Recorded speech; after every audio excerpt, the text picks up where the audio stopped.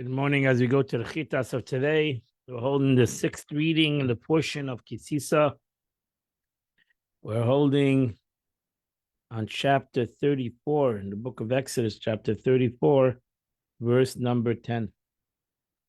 And he said, I'm going to make a covenant, Neged Kalamcha, in the presence of all your people, of all the people, Eseneflois, which I will show a distinction, which has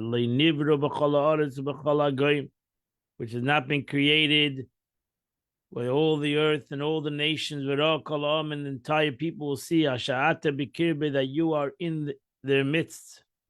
Hashem, the actions of God, which is wondrous, inspiring, which I will perform with you. Now she says, I'm making a covenant on this what you asked me. Eseneflois, an expression of what's related in the flinu shall be distinguished, meaning that you'll be separated from all pagan nations, that the Shekhinah will not rest upon them, only in the Jewish nation. Verse 11, be careful, which I'm commanding you today. I'm chasing away from you, the Amorites, the Kanani, the Canaanites, Achiti, the Hittites, Vaprizi, and the Prizites, Yavusi. These 6 nations I'm chasing away from you, because one of them has already left, as Rashi mentioned before. The Gagoshi that was in the land of Israel already disappeared. Be careful, you should make a covenant to those that live in this land. Which you're coming into it. There should be no covenant with them. Because if you make a covenant with the people of the land, they'll be as a snare in your midst. You shall demolish their altars and shatter their monuments. And cut down their sacred trees. Verse number 14. That a shade of is a sacred tree that they worship this tree. Verse 14. You shall not bow down to another god. Hashem Kanishmai. The Eibishter, his name is a jealous one. El Kanu, he's a jealous one. What does it mean? The Eibishter, when God decides to punish somebody, he meets out retribution. He doesn't change his mind. That is the meaning of every expression in jealousy. It doesn't mean jealousy when used in connection with God, for sure, because God has no jealousy. It means that he is steadfast in superiority over other deities and exacts retribution upon those who forsake him. And therefore, by God, there's no concept that anything can anything can stop him from doing what he wants to do.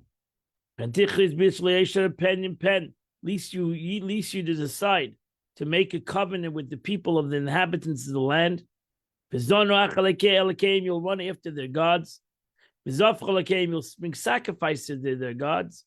They'll call to you, and they'll call to you and eat from their slaughterings. Now she says, you might think that there's no punishment for eating it, but when you eat it, consider it as if you can endorse the worship.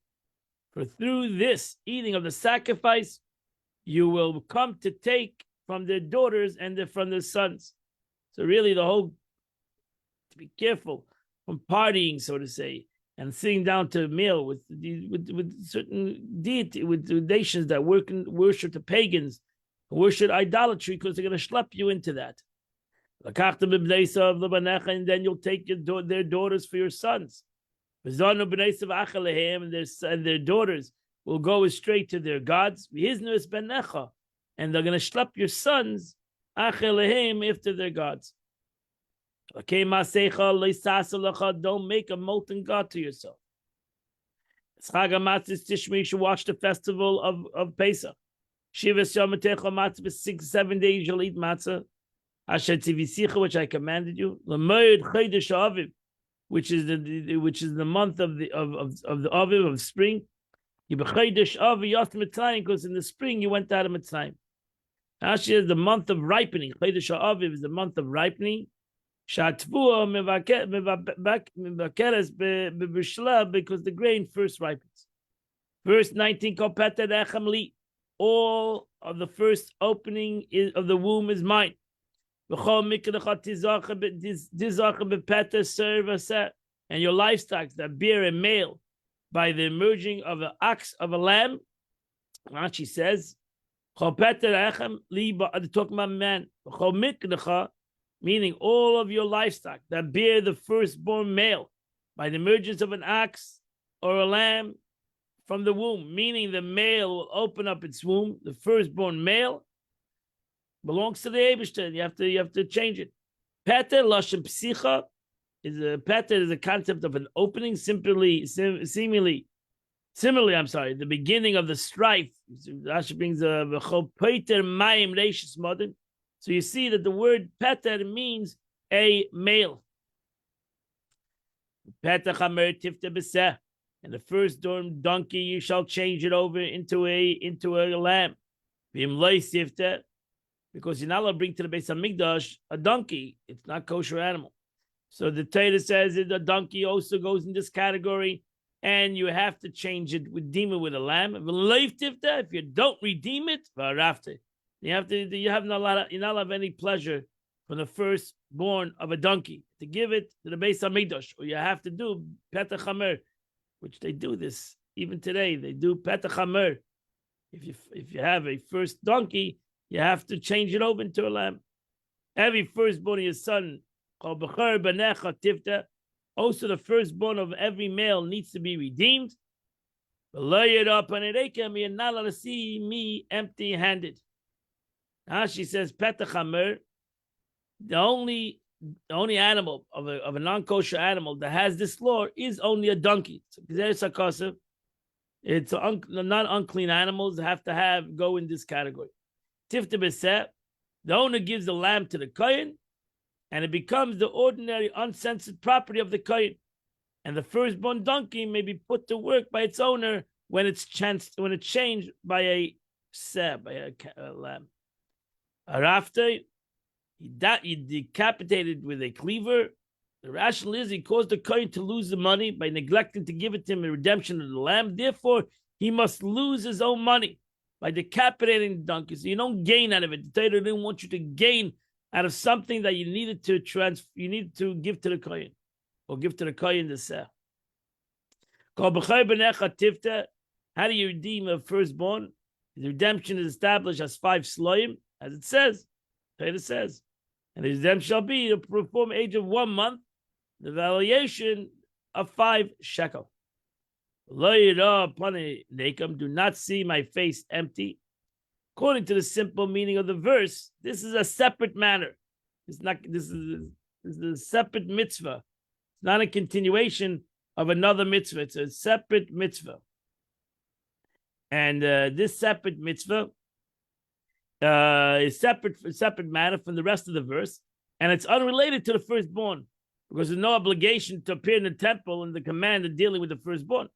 Instead, this is another warning, meaning when you're sent to the temple, when you come to the Beis Hamikdash on Chag HaPesach, you shall not appear before me empty-handed, but you're incumbent to bring a burnt offering, an oila, called oila sriya. Whenever appearing before God, according to the way it's interpreted by the Braisa, this is a superfluous verse already stated in Exodus, and it's free, and it is free. No additional reason of being here other than to use for a Gzeira Shava. An instance with similar wording to teach us about provisions given to a Hebrew slave when he's freed. Because it teaches a whole different law according to the Gemara. It teaches when he's freed, that it is 5 sellers for each kind, a sheep, grain, and wine, as much as the redemption of a firstborn. So this is elaborated in Masechta Kedushin. So it's Chamish Shal. You have to give because you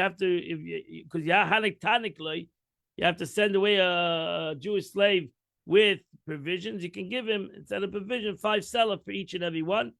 So that's what the pasuk over here teaches us, And you can learn that in Masechta Kedushin Daf Yud Zayin. Sheish Yom Tavet, 6 days a week you may work. And on the seventh day you shall rest. You shall, in plowing and in harvest, you shall rest. Rashi again goes on the pasuk and says if it refers to Shabbos, why is plowing and harvesting mentioned in particular, not other kinds of work?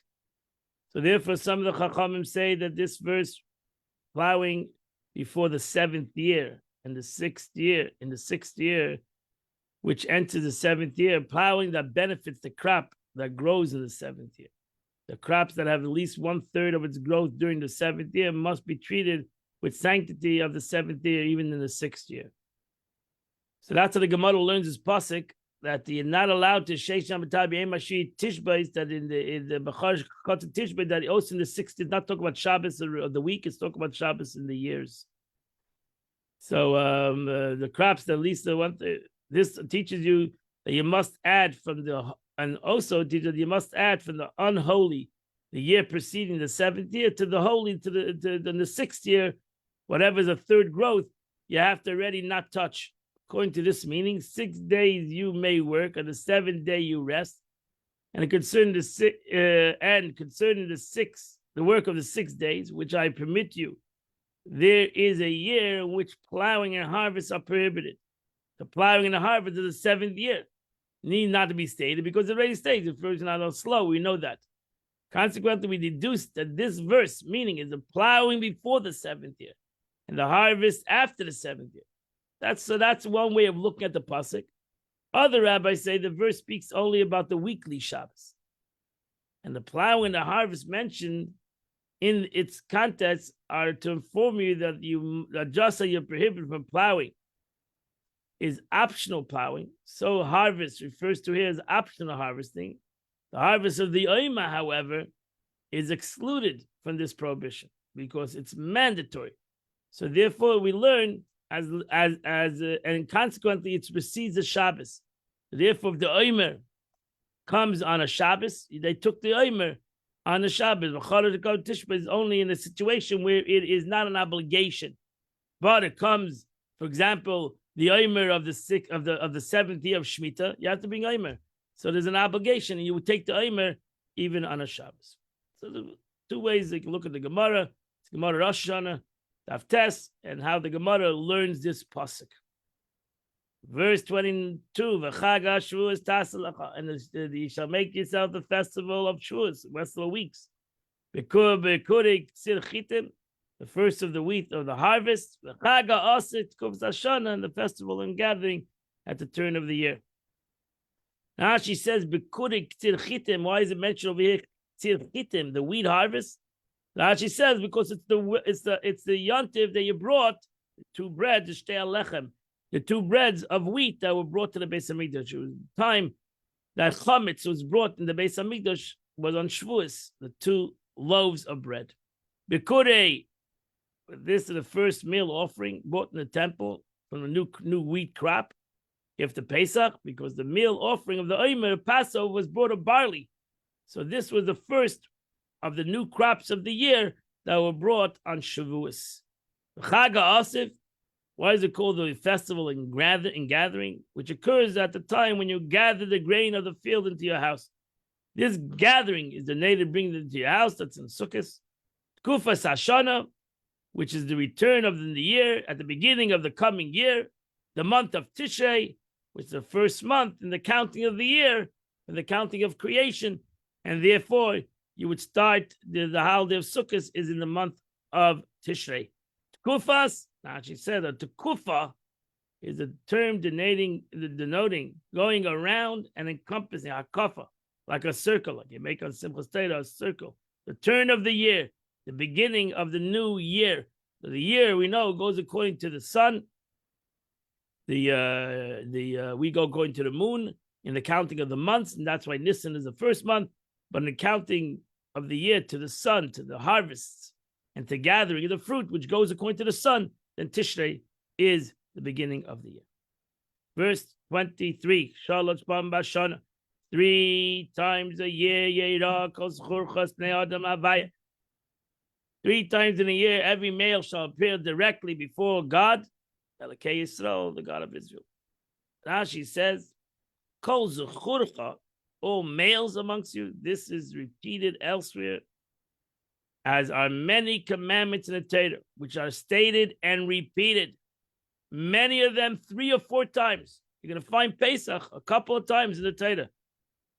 In order to cause liability and mete out punishment according to the number of negative commandments they contain and a number of positive commandments they contain. In essence, that you could do one mitzvah, and within this one mitzvah, there are many mitzvahs that you're going to accomplish. And so too, as for Shalom, if the Jew does an Aveda, there are many negative things that will be done with one sin. And that's why the Torah, in essence, tells us it many times. Verse 24, when I drive out the nations of the world, the nations of Israel, I'll drive them out. I'll widen your borders. No will have a desire for your land. I don't know when we were still waiting for this to happen. When you go up to see when you go to Tzchaga to celebrate the 3 holidays, Shalish Pambatana 3 times a year. Now she says, Oidish, I will drive out. So the beginning of the drive, Oidish means to drive out, not to, because Oidish can mean inherit. And this way you will be far from the temple, and so you cannot constantly appear before me. Therefore, I'm setting 3 times a year you should come to Eretz Yisrael. You should come to Yerushalayim, I mean. You're not allowed to slaughter or sprinkle the blood of my sacrifice when there is leaven. It's important. That's why Pesach starts on the 14th day and midday, because they started to bring the Korban Pesach midday on the 14th by day. And you're not allowed to have chametz when they start to bring the Korban Pesach. And you're not allowed to remain overnight. The sacrifice of the offering is not allowed to remain overnight till the morning. Now she says you should not slaughter the Passover sacrifice as long as leaven still exists. This is specific warning to the slaughter and to the one who sprinkles the blood and to the members of the group. So we know that there were different groups that came in, did the korban. So whoever was in that group, the Kehanim, Leviim, the Jews, they, at that time that they did the sacrifice, the korban Pesach, they were not allowed to have chametz. So, for example, today we all do the same time. That as we learned in the Gemara, the 6th hour of the day, you're not allowed to have chametz in your house. It's burn the chametz, beer chametz. The Tiger Uncle is paraphrasing, it shall not remain overnight until the morning away from the altar. Remaining overnight on the top of the altar has no effect, does not disqualify the sacrifice. And the prohibition of staying overnight is only complete by the break of dawn. So you have to make sure to bring it on the Mizbeach, the korban. But if the korban was brought on the Mizbeach, then it could go the whole night.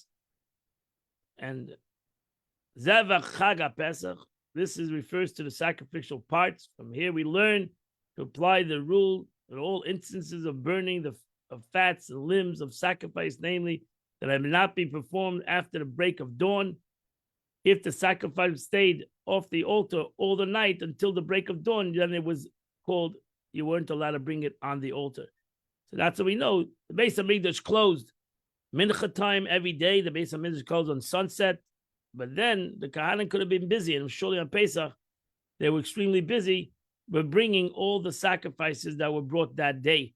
And they were brought up the whole night until the morning. Reishis Bekuri Ad Moscha, verse 26, Tavi, Beis Hashem Lekecha, the choice of the first of your soil, you shall bring to the house of God, to the Beis HaMikdash.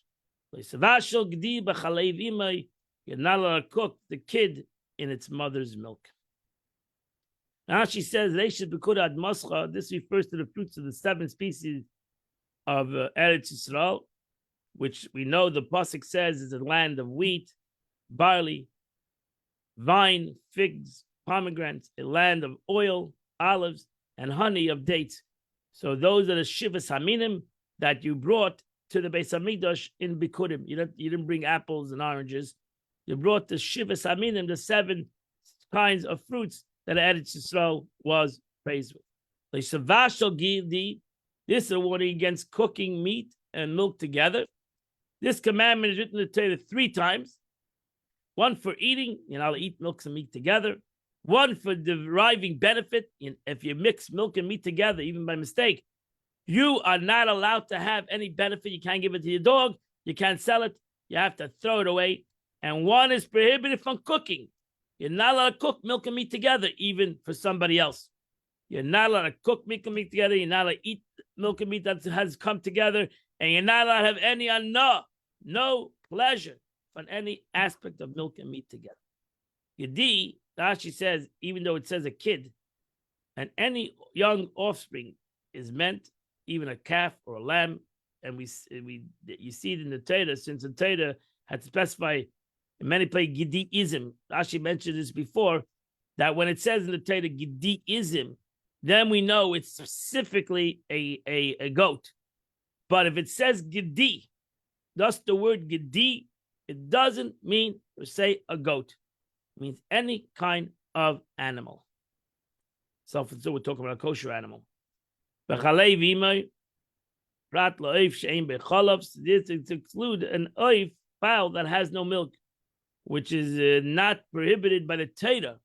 So mixing chicken and milk together is not a Torah prohibition, but it's a sage, the Chachamim prohibited mixing chicken and milk together. And you're not allowed to do it with the Rabbanan, because the Rabbanan felt chicken goes in the category of milk, of meat, and therefore we don't mix any kind of thing that has milk and meat together. We don't mix. For example, fish. That's another issue, eating fish with milk. We eat lox and bagels. Everybody eats lox and cream cheese and lox. But there is a rabbinical prohibition for eating a chicken, meat, and fish one after the other. We make a break between chicken and fish also, and we don't eat it together. Okay, that finishes the Chumash. We now go to the Tanya. We're going to finish the 30th chapter of Tanya. And the Alter Rebbe, in this 30th chapter, Tanya, the Alter Rebbe is trying to impress upon us the concept of anova, the aspect of humility. That we should not, the Mishnah says, if a shafel, a person make kol adam, that a person needs to be humble, needs to put himself down in comparison to any other person, even a sinner. So the Alter Rebbe went through all the why nobody should think that he's greater than anybody else. Nobody should think that he's even greater than a sinner, because we all know we don't do that person might be sinning in the mitzvahs loisesa. He might be sinning in prohibitions. We are sinning in mitzvahs aseh. We are not doing our mitzvahs aseh, as the Gemara says. Every one of us doesn't learn Torah. The Gemara says each and every one of us falls into the mitzvah aseh. 3 mitzvahs we do every day. 3 avedas. We don't learn Torah. We don't daven the way we should daven, and we don't. We talk lashon hara. But so we shouldn't think we're better than anybody else. And the Eibishter doesn't make a difference to God, whether it's a mitzvah say, whether it's a mitzvah slices. It doesn't make a difference. It's the concept of going against the will of HaKadosh Baruch Hu, which we all go against the will of HaKadosh Baruch Hu. So what makes me better than anybody else? And therefore, that's number 1. Number 2 is Asher Gil Mekaymai. You don't know what the person's going through. You might not have his Yetzer Hara, and he doesn't have your Yetzer Hara. So therefore, you're just as bad as him, because he has an extremely strong Yetzer Hara, and you might have not such a strong Yetzer Hara. Thank God the Eibush didn't give you a stronger Yetzer Hara. Okay. And all the things that the Alter Rebbe mentioned, all the above mentioned calculation went through the whole week, because the Frierdiker Rebbe, the previous Lubavitcher Rebbe, divided this chapter, started off on Sunday. We've been still in chapter 30 in small parts. The Frierdiker Rebbe, previous Lubavitcher Rebbe, divided this chapter over the whole week. So we've been learning this for a whole week already, and we're finishing it today. And tomorrow, actually, We're going to learn chapter 31, the whole chapter. So, like the Alter Rebbe, if they're mentioning the whole week we've been learning this, can lead one to conclude that he's no better than even a Kal Shebekalim, even a person who's weak, but weak, very weak in his service of God.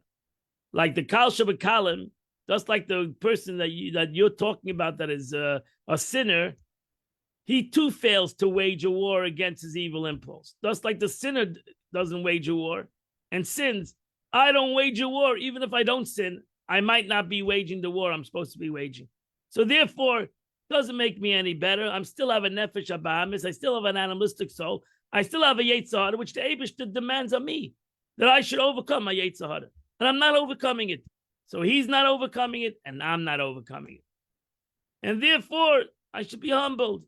I should be inspiring to other people, not demoting and putting down other people. Because if I put down other people, I should put down myself when required to him. Yet, this still does not explain the requirement to one to consider oneself lower than an heavy man.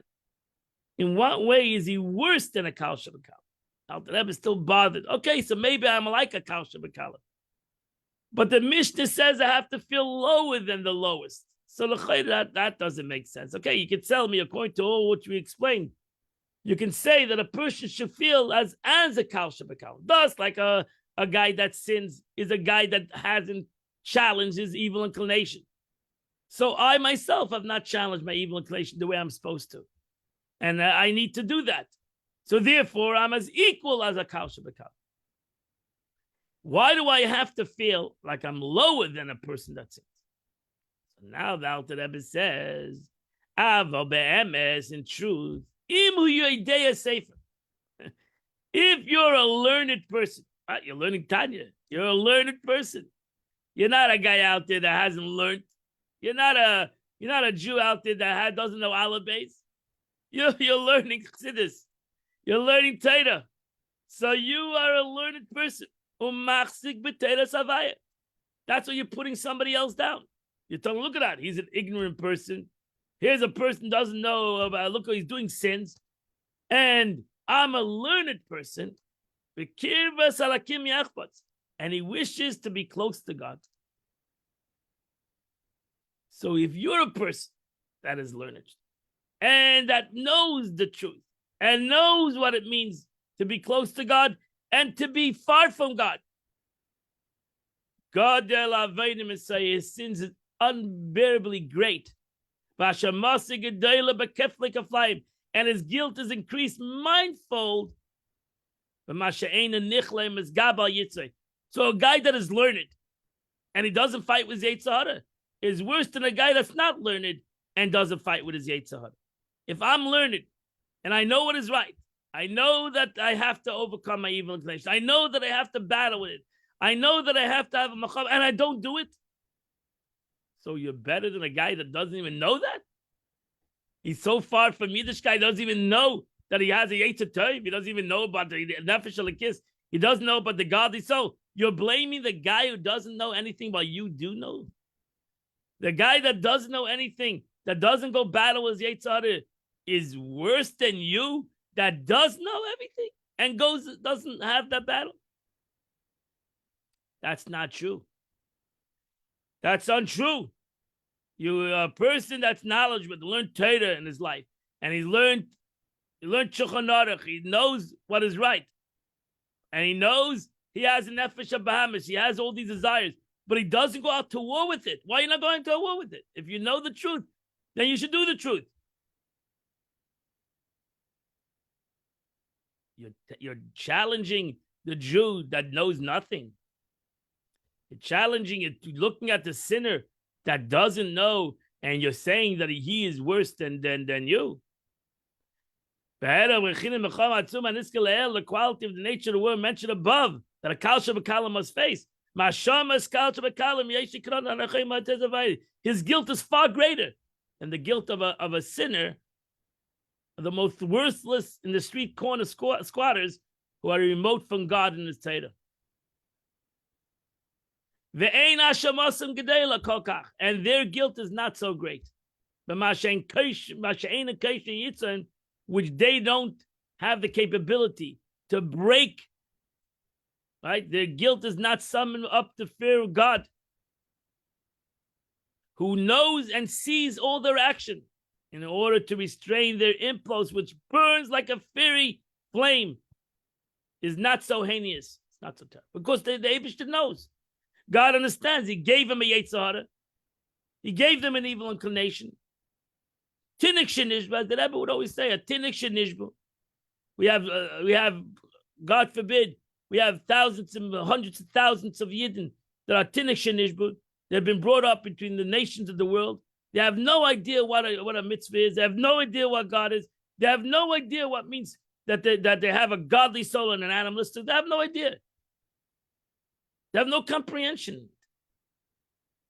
So a Jew that does have a comprehension, out there is talking to Yidden that have learned Torah, and that they know that they have a godly soul, they know a Nefesh HaBahamis, and they're still not fighting the Nefesh HaBahamis. They're still not overcoming their evil inclination. Even if they don't do an Aveda, but they're not overcoming the evil inclination.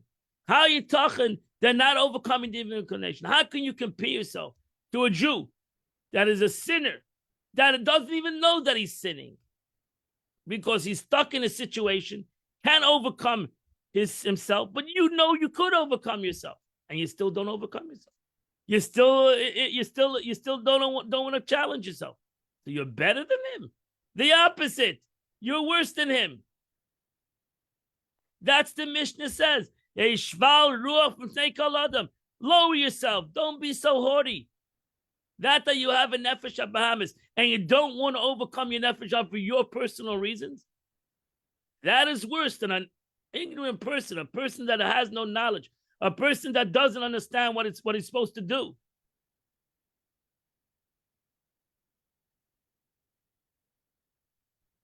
Kal Shabakalim.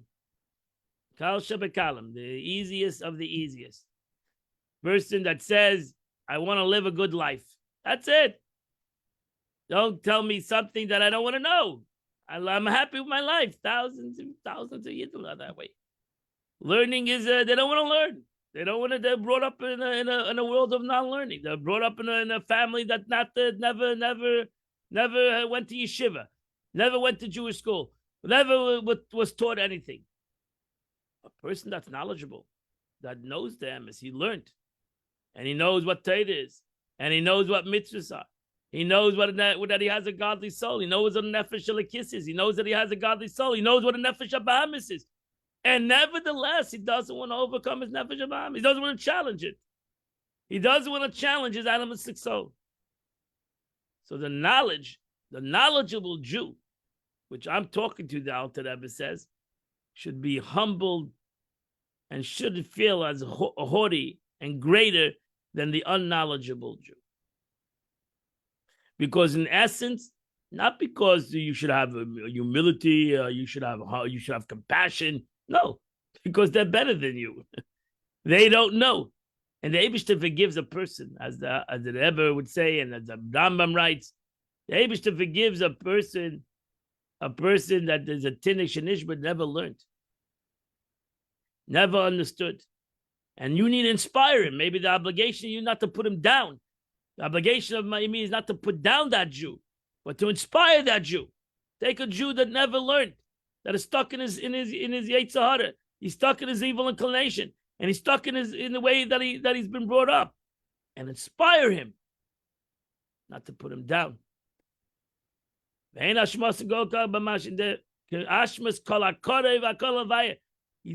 the guilt, whoever draws ever nearer to God. And to those that serve the Eibush, they should realize that they're not better, and the truth is that if they don't go out to war with their animalistic soul, they're actually worse. As our sages said, of blessed memory, of the Pastite Acher, like this famous Gemara, Acher was Elisha ben Avu, was called Acher, and the Eibush was extremely angry at Acher, because Acher was a great Talmid Chacham. If it wasn't for Ameya, his student, he wouldn't have even gotten to Gan Eden, we know, as the Gemara tells us. So Acher was extremely frustrating to God. Why? Because he knew my good. Acher was a Talmid Chacham. Acha was a great, Elisha ben Avu was a great Talmid Chacham, great sage. Nevertheless, he decided to drop it. So God said, if he despises this, he still sinned. His guilt is far greater because he knows a person that's what the Rambam writes, that there's no such people anymore because most people are ignorant. They're not Yedeis Rebbeinu. They know the master. They know God, and they want to go rebel against him. But the truth is that ultimately, if I know the truth, I learn Chassidus, I learn Torah, I learn Musa, whatever you learn, and you know the emes, that you have a nefesh abahamis, and you don't want to challenge it, you don't want to change it. So that's your deis rebbeinu, that's a person that knows the emes, and he doesn't want to fight it. He doesn't want to challenge it. So therefore, why would you think you're special? They cannot challenge it. You could challenge it. So you're better than a person who cannot challenge it when you could challenge it. You're worse. And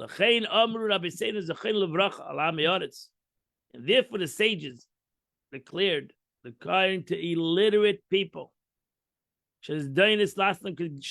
deliberate sins are regarded to, in their case, as inadvertent acts. These is what tzaddikim, you understand? These are what tzaddikim who stood up for Yidden. For Yidden. Throughout the generations, the nation, Gullus, for thousands of years of Gullus that were in exile, that were brought up in an ignorant state. Ami Aratzim, have no understanding of Torah mitzvahs, have no comprehension in the whole concept. The Eibishter says, all their even intentional sins I consider as unintentional. Since they're unaware of the gravity of their sins.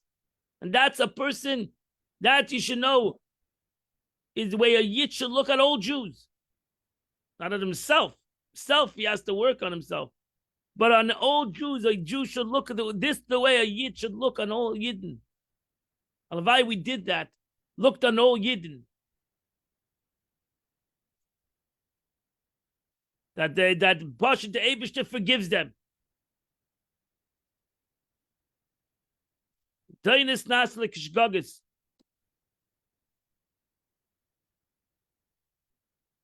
So with a scholar, if you think you're a scholar, that you're putting somebody else down, and you feel you're the scholar, then the reverse is true.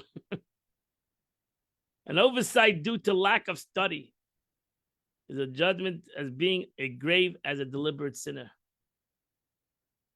Realize that. If you're willing to put somebody else down because you think you're smarter than somebody else, that's not putting you in a good light. Thus, his failure to restrain his evil impulse is indeed worse than the failure of a Kal Shebekalim, a sinner. By contemplating this, the observant scholar will now be able to fulfill the instruction of the Mishnah. So now we all, whether we're not scholarly, so we can be humble, whether we think we're scholarly and we're religious Jews and we're great tzaddikim and great scholars and great Talmidei Chachamim and great Chassidim, whatever we think we are, we all will now be able to fulfill the instruction of the Mishnah. The Mishnah says, be lowly of spirit before every man. Even if I think I'm a great scholar and I'm a great sage and I'm a great chassid and I'm a holy observant Jew and I'm a wonderful Jew, I'm no better than a sinner. I'm humbled before everybody. Thereby, he'll crush his own spirit. That's the problem. The problem is, why don't I do tshuva? Because I look at everybody else. I look at people that are lower than me.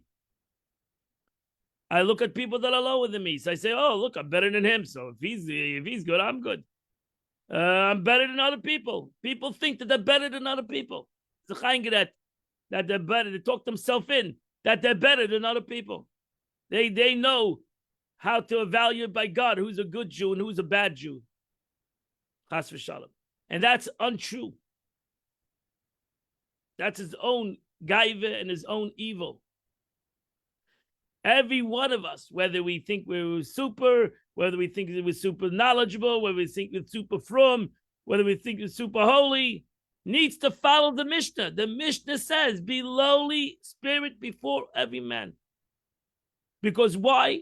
Because even a Beinani, a Levi Beinani, a guy that's not a Rasha, because he never did a sin in his life, could become the greatest sinner.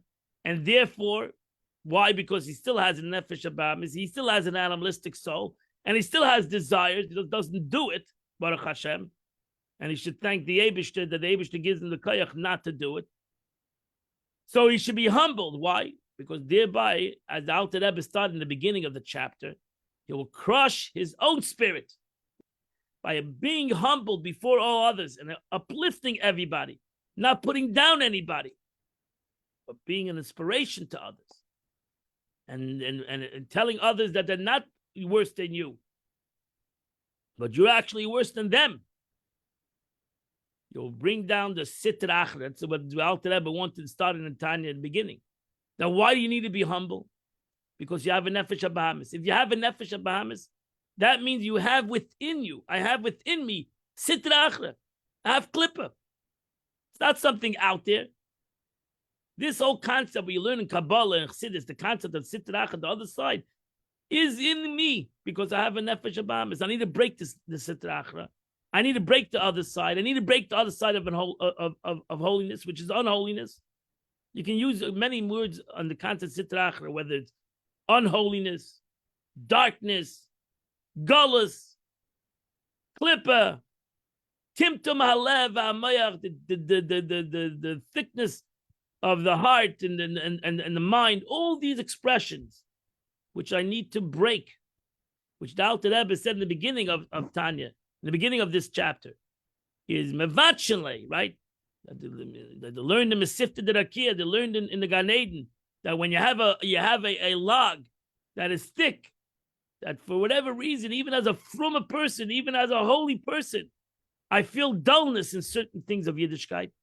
I feel the dullness of the heart. I feel the irreverence in the situation. Why? Because I have Timtum Alev HaMayach.